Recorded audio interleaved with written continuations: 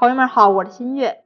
今天呢买了1块钱的馄饨皮儿，用它来给朋友们分享一个新吃法，比包馄饨还要简单，更加好吃。首先把馄饨皮儿先给它处理一下，用小刀切成细小的长条，宽度呢控制在3毫米左右就行了。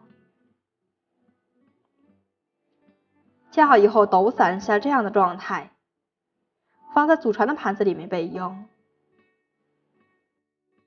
准备1小把的花生米，用一个小锅子来炒一下，加入一点点的食用油就可以了。先把花生米给它炒香，当在锅里面听到有爆皮声就可以关火了。盛出来放在碗中给它晾一会儿。准备1把灰枣，用清水给它清洗一下，把表皮的杂质洗掉。再来准备1小把的葡萄干，也来简单清洗一下，清洗干净以后再食用会比较放心一点。热锅里面多倒一点食用油，先把油给它烧热，油温升高以后把馄饨皮儿放进来炸制，用筷子勤搅拌着，让其在锅中受了均匀，炸至金黄就可以出锅了。放在一个干净的漏网里面给它晾一小会儿。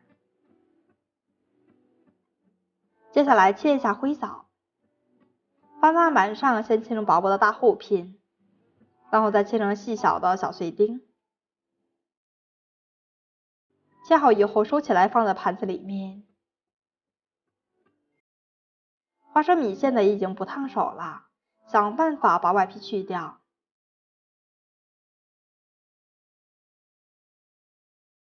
热锅里面加入99克白糖，60克的生水，先把糖液熬至融化，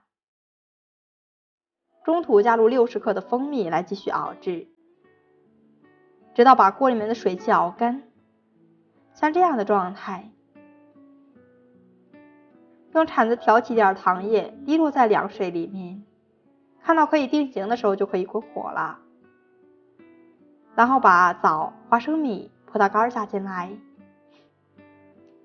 最后加入炸好的馄饨皮儿，撒上1把椰蓉提升香味儿。趁着糖液还没有凝固的时候，我们用铲子快速的搅拌均匀，然后出锅就可以了，倒在一个盘子里面。